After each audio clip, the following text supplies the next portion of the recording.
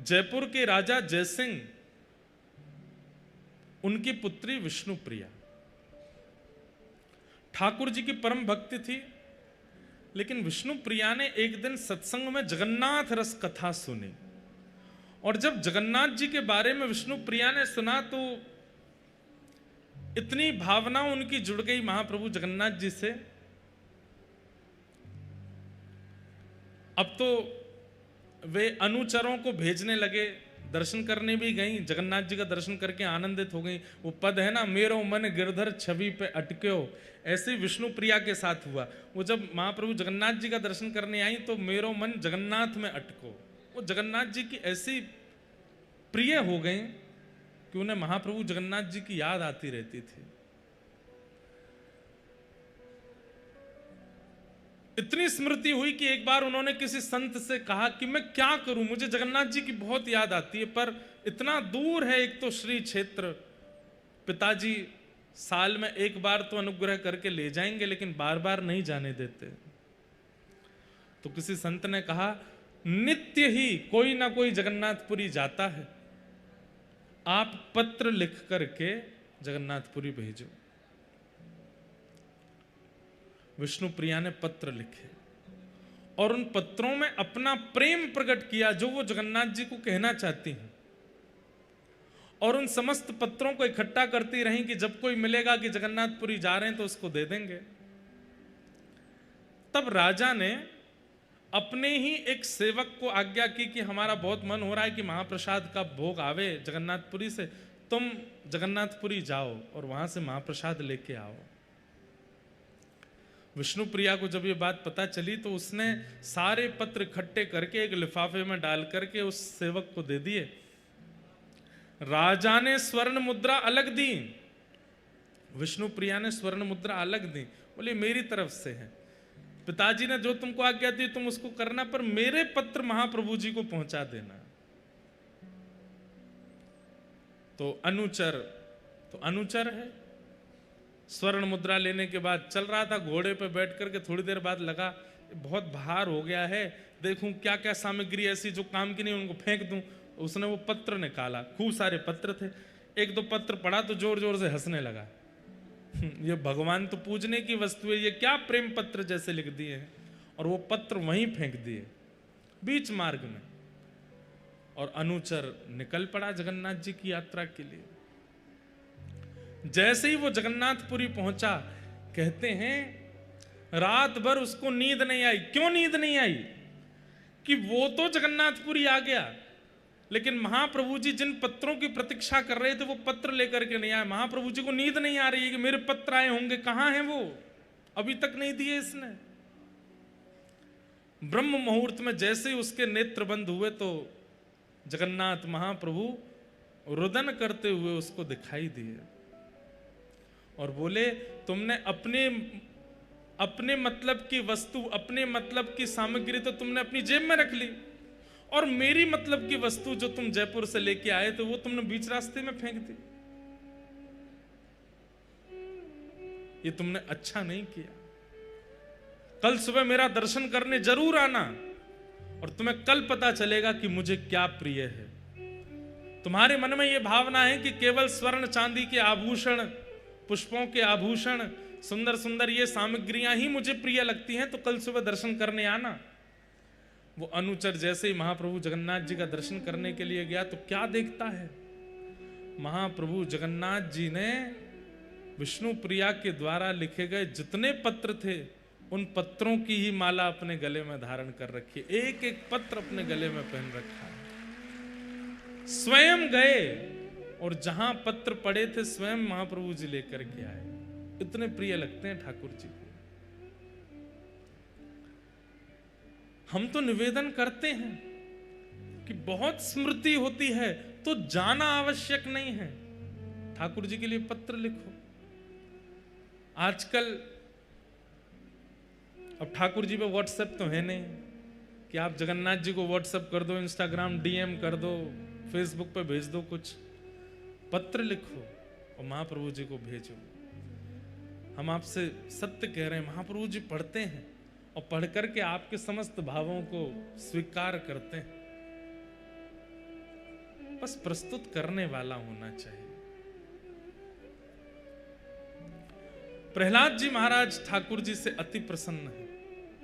ठाकुर जी ने अपनी गोद में प्रहलाद जी को बिठा करके कहा कि प्रहलाद, यदि आने में विलंब किया हो तो क्षमा करना। प्रहलाद जी महाराज बोले, नहीं प्रभु, आपने विलंब नहीं किया है, आप तो अपने समय से पधारे, पर मैंने ही शायद याचना में थोड़ा विलंब किया, इसलिए आपको आने में समय लगा। भगवान ने प्रहलाद जी को आश्वासन देकर के, अपनी भक्ति का वरदान देकर के वहां से प्रस्थान किया। बोलो नृसिंह भगवान की। तत्पश्चात अन्य अन्य भाव सुनाए गए, बलि बामन अवतार की कथा सुनाई गई और गजेंद्र मोक्ष उद्धरण की कथा सुनाते हुए नवम स्कंद में सूर्यवंश के राजाओं का चरित्र सुनाया, गंगा जी के प्रादुर्भाव का विषय सुनाया और इन्हीं वंश कथाओं में प्रभु श्री राम के प्रादुर्भाव का चरित्र आया कि गुरुवर थे त्यक्त राज्यो व्यचरित अनुवनम पद्म पद्भ्याम प्रियाया पाणिस्पर्शा क्षमाभ्याम रजत पथरुजो यो हरिन्द्रानुजाभ्याम वैरूप्या शूर्पणख्या प्रिय विरहरुष रोपित ब्रूबिजंभ तस्ताब्ध सेतु खलदवदहन कौशलेन्द्रोवतान। भगवान प्रभु श्री राम का प्रादुर्भाव हुआ। एक श्लोकीय राम कथा यहां पर सुनाई गई और उस एक श्लोकीय राम कथा के द्वारा हम प्रभु श्री राम को बारंबार वंदन करते हैं। श्रीमद् भागवत जी में 2 अध्यायों में राम कथा है और वो 2 अध्याय की सुख रामायण कथा इतनी सुंदर है, इतने अद्भुत अद्भुत नवीन नवीन भाव हैं उसमें। ये जगन्नाथ जी राम भी हैं, ये जगन्नाथ जी श्री कृष्ण भी हैं, नारायण तो वो हैं ही। इन्होंने राम रूप में दर्शन कराए गोस्वामी तुलसीदास जी महाराज को। जब गोस्वामी तुलसीदास जी इनको देख करके घबरा गए, बोले अरे ये कैसे परमात्मा, इनके हाथ नहीं, पैर नहीं, मुख नहीं। गोस्वामी जी यहां से जाने लगे तो बीच मार्ग में ही जगन्नाथ जी प्रकट हो गए और श्री राघव रूप में प्रकट होकर के बोले, एक तो खुद हमारे ऐसे रूप का वर्णन कर देते हो और फिर खुद ही देख के घबरा जाते हो। गोस्वामी जी बोले, ऐसे रूप का वर्णन मैंने कब किया? तब ठाकुर जी बोले, बिन पग चलहि सुनहि बिन काना। किसने लिखी ये चौपाई? गोस्वामी जी बोले, ये तो हमने लिखी है। तो फिर बिना पैर के मुझको देख करके तुम घबरा क्यों रहे हो? आपको पता है महाप्रभु जगन्नाथ जी प्रसाद कैसे पाते हैं? ये आजान बाहु हैं, इनकी ऐसी भुजा क्यों है? ताकि मेरे समीप आने की इच्छा भी कोई रखता हो, किसी के मन में ये भाव हो कि पास जाके ही हमारा भोग स्वीकार होगा, पास जाके ही दर्शन स्वीकार होगा, उसको संकेत करते हैं महाप्रभु जी। चिंता नहीं करो, मेरे हाथ लंबे हैं, तुम जहां से प्रस्तुत करोगे वहीं मेरे हाथ आकर के सब ग्रहण कर लेंगे। इसीलिए गरुण स्तंभ के पीछे भोग मंडप है ना, गरुण स्तंभ के पीछे है ना भोग मंडप, वहीं भोग धरा जाता है ना। महाप्रभु जी का भोग वहीं रखा, जहां से आप लोग दर्शन करते हैं उसके भी पीछे भोग मंडप है, वहां महाप्रभु जी का भोग पधराया जाता है। महाप्रभु जी कैसे पाते हैं? बीच के सब लोग फिर जब बंद हो जाते हैं तो ऐसे ही पाते हैं, दूर दूर से उठा उठा के पाते हैं। आजान बा, लंबी भुजाएं महाप्रभु जी की। बिना करके सब क्रिया भी करते हैं, बिना कान के सुनते भी हैं, बिना पैर के चलते भी हैं। एक प्रकार से जगन्नाथ महाप्रभु ने गोस्वामी तुलसीदास जी से कहा, तुमने जैसा मेरा वर्णन किया है मैंने वैसा ही रूप धारण किया। खुद ही घबरा रहे हो देख करके। फिर गोस्वामी जी दर्शन करने के लिए गए और देख करके आनंदित हो गए, बोले जय हो प्रभु, मुझसे गलती हो गई, मैंने ही ऐसे रूप का वर्णन किया है और मैं ही घबरा रहा हूं। तो महाप्रभु जी राम रूप में भी दर्शन देते हैं और संभवतः या तो साल के श्रृंगारों में या पता नहीं कब महाप्रभु जी धनुष बाण भी धारण करते हैं। साल में होता है करते तो हैं धारण, हाँ कभी करते हैं, धनुष बाण भी धारण करते हैं। हाँ पौष में, पौष मास में एक तो हमारे पंडित जियों को पता नहीं कहां से खबर मिलती है, ये खुद हमारे संग रहते हैं, इनको कौन बता देता है। अच्छा, तो महाप्रभु जी धनुष बाण भी धारण करते हैं, राम वेश में भी आते हैं, और श्री बलभद्र जी महाराज लक्ष्मण वेश धारण करते हैं, ऐसे रूप में भी दर्शन होता है। ऐसे प्रभु श्री राम को हम बारंबार प्रणाम करते हैं। तत्पश्चात भगवान के चंद्रवंश की कथा सुनाई गई, और इसी चंद्रवंश में भगवान श्री कृष्ण रूप में प्रकट हुए। 2 श्लोकों में संपूर्ण कृष्ण कथा सुनाई। आकाश में बादल गरज रहे हैं, जैसे श्री ठाकुर जी के प्रादुर्भाव के समय गर्जना हो रही थी, मंदम मंदम जलधारा गिर रही थी, वैसा ही मौसम संभवतः भार प्रकट हो रहा है। हमें आवाज आई है 1-2 बादलों के गरजने की, तो संभवतः ये केवल कथा प्रवचन मात्र नहीं हो रहा है, ये माहौल बन करके मानो महाप्रभु जगन्नाथ जी उसकी स्वीकृति भी दे रहे हैं कि तुम यहां जन्म करो, हम जन्म के समय की पूरी व्यवस्था भी कर देंगे। तो निश्चित है कि महाप्रभु जी आज आज बहुत सुंदर हमें महाप्रभु जगन्नाथ जी का एक स्वरूप मिला। कैमरा वाले भैया दिखाओ, भागवत जी के इस तरफ बैठे, अब दिखेगा तो पीछे वालों को, जो आगे वाले वो ऐसे देख लो, छोटे से जगन्नाथ जी कैसे बढ़िया लंबोदर बन के बैठे हैं, प्रेम से हाथ में शंख और चक्र लेकर के, कितना सुंदर स्वरूप है। आहा, सुख आसन में बैठे।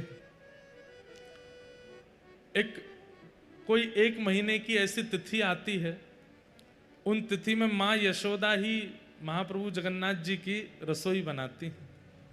उस समय लक्ष्मी जी कहते हैं, लक्ष्मी जी मायके गई हैं। पुरुषोत्तम मास, पौष मास, उसमें यशोदा मैया रसोई बनाती है, और रात्रि 2:30-3 बजे ही महाप्रभु जी बाल भोग पा लेते हैं। मेरे मन में ऐसी भावना आई, 2:30-3 बजे क्यों बाल भोग पाते होंगे? तो मन में ऐसी भावना आई कि श्री यशोदा मैया जब रसोई संभालती हैं तो महाप्रभु जी लाला बन जाते होंगे, और बालकों का स्वभाव होता रात में 2 बजे उठ के रोते हैं, भूख लगी कुछ खवाओ तो उठ के महाप्रभु जी थोड़े रोदन करते होंगे, मैया अब पत्नी वारे नहीं, अब मैया वारे। 1 महीना यशोदा मैया ही सेवा में रहती हैं रसोई घर की, और कहते हैं कि प्रथम पक्षी के चहकने से पहले महाप्रभु जी बाल भोग कर लेते हैं। उसके पीछे कारण तो यहाँ का कुछ होगा, पर मुझे ऐसा लगा इतनी रात्रि में महाप्रभु जी क्यों पा लेते हैं? तो भाव आया कि छोटे लाला बन जाते होंगे यशोदा मैया को देख के। तो लाला का तो स्वरूप होता है, बालकों का तो स्वभाव होता है, रात्रि में रोते हैं, फिर माँ उठ करके दूध पिलाती है, कुछ खिलाती है, बालक को भूख लगी। तो ऐसे ही महाप्रभु जी भी प्रथम पक्षी की चहक होने से पहले ही बाल भोग पा लेते हैं। और यहाँ के सब सेवायत बताते हैं, बोले कि आप महाप्रसाद बाकी के दिन पाओ, और जब महाप्रभु जी की रसोई यशोदा जी सिद्ध करती हैं तब आप प्रसादी पाओ। ऐसी अद्भुत प्रसादी बनती है, हर भाव में ऐसा लगेगा कि लाड़ प्यार से बनाई गई है सामग्री। जगन्नाथ जी के बड़े विलास हैं, यहाँ रहना है तो यहाँ की सेवा पद्धति और यहाँ के जो महाप्रभु जी के विलास हैं उनके ऊपर ही कथा हो। यहाँ की एक एक सेवा पद्धति। अब अधर चुंबित माला है, एक माला ठाकुर जी धारण करते हैं, वो बिल्कुल अधर के पास से निकलती है, उसका भाव एक अलग है। यहाँ नाका चना धारण करते हैं, उसका भाव अलग है। यहाँ पर जो पुष्प धारण करते हैं उसका भाव अलग है। हाथ में जो बड़ श्रृंगार में 5 उंगलियां बना देते हैं पुष्पों से, उसका भाव अलग है। ऐसी पोशाक पहनते हैं, उसका भाव अलग है। ये पोशाक, इस प्रसाद का भाव क्या है, इस भोग का भाव क्या, हर चीज में एक भाव छिपा है। यहाँ पर मन माने तरीके से सेवा नहीं होती ठाकुर जी की, और प्रत्यक्ष लीला यहां महाप्रभु जी कर रहे हैं, वो लीला ही सेवा के रूप में यहां घटित होती है। हमारा तो मन है थोड़े और बड़े बूढ़े हो जाएंगे तब एक बार निवास करना, 365 दिन एक एक सेवा देखनी है महाप्रभु जी क्या करते हैं, कैसे करते हैं। अभी तो हम बालक हैं, ऊधमी हैं, कथा करते हैं, ऊधम मचाते हैं, आनंद करते हैं। जब थोड़े गंभीर हो जाएंगे तो फिर ऐसा 4 महीने कभी बद्रीनाथ में, 4 महीने द्वारिका में, 4 महीने जगन्नाथपुरी में, 4 महीना दक्षिण भारत में चातुर्मास कथा किया करेंगे। और वहाँ पर पूरी सेवा पद्धति जो स्थान की है, प्रथम दिन से लेकर के विश्राम दिवस तक क्या क्या सेवा कैसे होती है, सबका आस्वादन करना है। शरीर काय के लिए मिला है? हमने अपनी सेवाएं बना ली हैं। जे गाड़ी खरीदनी है, ऐसो घर बनाना है, जे बारे कपड़े खरीदने हैं, इतने पैसा कमाने हैं, इससे संबंध बनाना, उससे संबंध बना। अरे इतना समय कैसे मिल जाता है? ठाकुर जी के विलास में पूरा जीवन व्यतीत कर दो। कैसे कर रहे हैं ठाकुर जी लीला? क्या सेवा पद्धति है? वृंदावन में तो रहते ही हैं, वहां के तो सब भाव दिखते ही हैं। राधा वल्लभ जी की सेवा पद्धति, राधा रमण जी की सेवा पद्धति, बिहारी जी की सेवा पद्धति, उसका तो सुख मिलता ही है। पर वही राधा वल्लभ जी जब जगन्नाथपुरी में आते हैं तो यहां कैसी सेवा कराते हैं? उसका भी आस्वादन होना चाहिए, सुख मिले। हम तो कह रहे हैं जितने युवा इतना पैसा कमाओ, धन धान्य कमा के बैंक बैलेंस पूरे अथाह भर लो, और उसके बाद फिर हमारे संग हो लेना। पैसा यहीं खर्च करेंगे। अपने 50 के आगे के जो वन है ना, 51, 52, 53, ये वनों में ही निकालेंगे। जगन्नाथ वन में, बद्रिकाश्रम वन में, श्री द्वारिका वन में, दक्षिण भारत के वन में, सब ठाकुर जी के विलासों का चिंतन करेंगे। और सब जगह घूम घाम के फिर हमारी आयु हो जाएगी 70 के आसपास। फिर अखंड वृंदावन में ही रहेंगे। फिर तो राधा रमण जी छोड़ दे कहीं नहीं जाएंगे।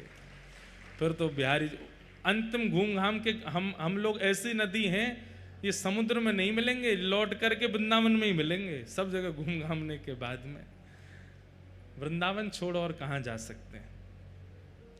पर अवसर मिले तो इस सब तीर्थों का आस्वादन करना चाहिए। यहाँ का एक अपना सुख है। आज तो नंदोत्सव है। कल रात्रि में पता है क्या हुआ? कल हम यहाँ ध्वजारोहण करके ठाकुर जी का, फिर एक कथा में गए। उसके बाद जीयर स्वामी मठ में कल प्रसादी थी। तब समय देखा, हमने कहा अभी 7:45 हो रहे हैं, 15 मिनट का समय है, क्या करें? वहाँ सब व्यवस्था प्रमुख पहुँच गए थे। तो हम बीच रास्ता से ही जीयर स्वामी मठ के सामने ही श्री गंभीरा है, जहाँ श्री चैतन्य महाप्रभु विराजे। कल रात्रि हम वहाँ चले गए। वहाँ जाकर के मैं तो बैठा था, देख रहा था, पहली बार गंभीरा बाहर से तो देखा, भीतर गए। भीतर जाकर के बैठे, थोड़ी देर वहाँ चिंतन करने लगे। चैतन्य चरितामृत में गंभीरा में जो स्थिति पड़ी है उसका वर्णन हम कल करेंगे कथा में। आज तो उत्सव है, उत्सव होने दो। जैसा नाम गंभीरा है ना, वैसे लीला भी बड़ी गंभीर है। श्री चैतन्य महाप्रभु का ऐसा भावावेश है वहां का। तो जब मैं वहां दर्शन कर रहा था तो मैं चिंतन कर रहा था कि ये वही गंभीरा है जहां महाप्रभु जी आर्तनाद करते थे।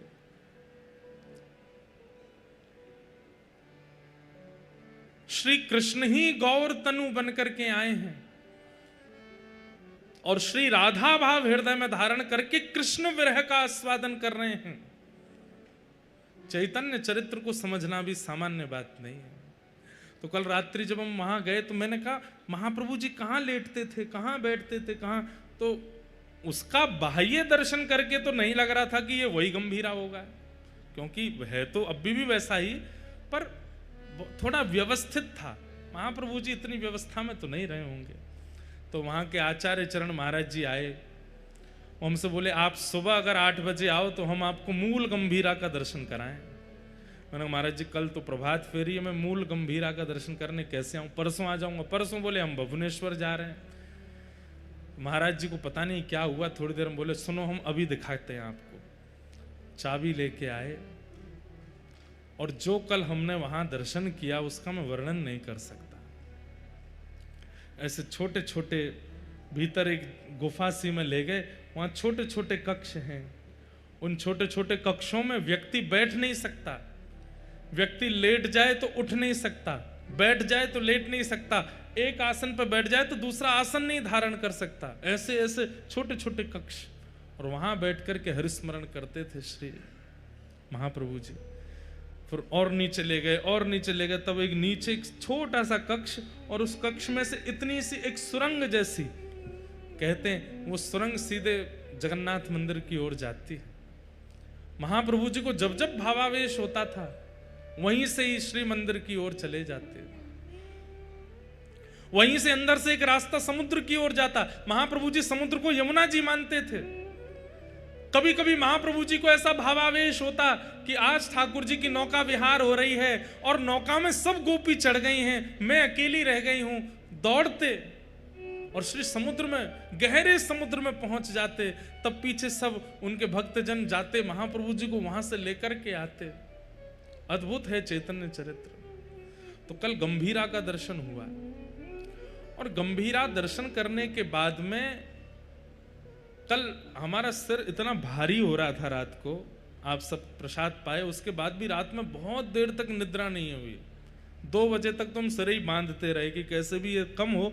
फिर मन में चिंतन हुआ कि ऐसा कुछ किया तो है नहीं, ये सिर दर्द इतना क्यों हो रहा है, औषधि के बाद भी खत्म नहीं हुआ। तब पता क्या अनुभव हुआ, हमारी भक्ति की इतनी योग्यता नहीं कि हम ऐसे स्थान का आस्वादन उस स्थान पर बैठ के कर सकें।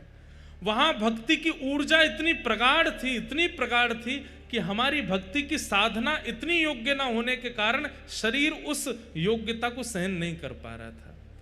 तब रात्रि में महाप्रभु जी को प्रणाम किया और प्रणाम करके कहा, हे महाप्रभु जी, मैं योग्य तो नहीं था उस स्थान पर जाकर के भजन, वो वहां इतना भजन किया है, इतना हरिस्मरण किया है, इतना विरह विलाप किया है, हमारे चित्त में उसकी छींट भी नहीं है और हम उस स्थान पर बैठ करके चले आए हैं। तो फिर उस स्थान की जो ऊर्जा है वो हमारे चित्त में समा नहीं पाई, इसलिए तन विपरीत पीड़ा हो रही थी। तो रात्रि में जगन्नाथ जी से प्रार्थना की कि अगली बार ऐसे महापुरुषों के स्थान पर जाने से पहले खूब नाम करेंगे, खूब भजन करेंगे और खूब गुरु आराधन करेंगे, तभी जाएंगे, नहीं तो नहीं जाएंगे। आज कृपा करो। तब जाकर के थोड़ा 3 बजे जाके फिर सो पाए। हमारी इच्छा तो बहुत होती है कि हम आचार्य चरणों के स्थान को देखें, आचार्य चरणों के पादुका देखें, आचार्य चरणों का भाव देखें, आचार्य चरणों की लीला सुने। परंतु याद रखिएगा, अगर उस लीला के योग्य नहीं हुए और उस लीला में प्रवेश करने का भाव रखा तो शरीर विपरीत अवस्था में चला जाएगा। इसलिए भक्त चरित्र श्रवण से पूर्व कम से कम नाम जप इतना करो कि उन भक्त की भक्ति की ऊर्जा आपका शरीर सहन कर सके। कल रात में गंभीरा का दर्शन हुआ। आप सब लोगों को भी अवसर मिले, जाइएगा।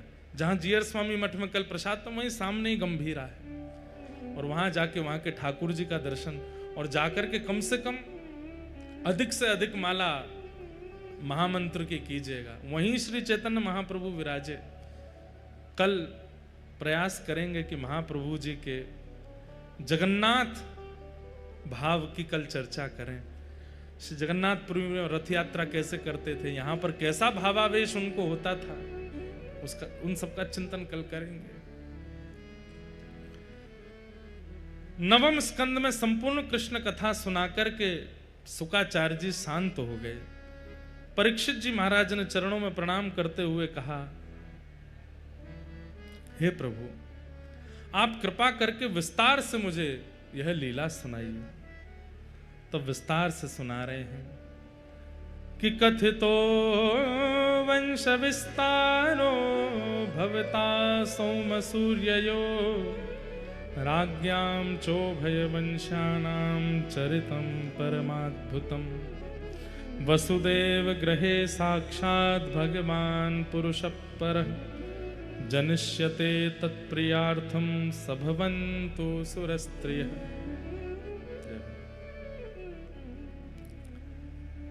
परम कृपा है, आज हमारे मध्य में महाराष्ट्र में साहदा क्षेत्र है जहां पर श्री नारायणपुरम तीर्थ की स्थापना हुई, जहां पर शेष शैया पर श्रीमन नारायण विराजमान। दक्षिण भारत के बाद उत्तर भारत, मध्य भारत में पहला ऐसा मंदिर निर्माण हो रहा है। जिन महाराज जी की सन्निधि में वह मंदिर निर्माण हो रहा है, वे आज पधारे हैं, उन्हें बारंबार जय जगन्नाथ जय जगन्नाथ जय जगन्नाथ जय जगन्नाथ जय जगन्नाथ जय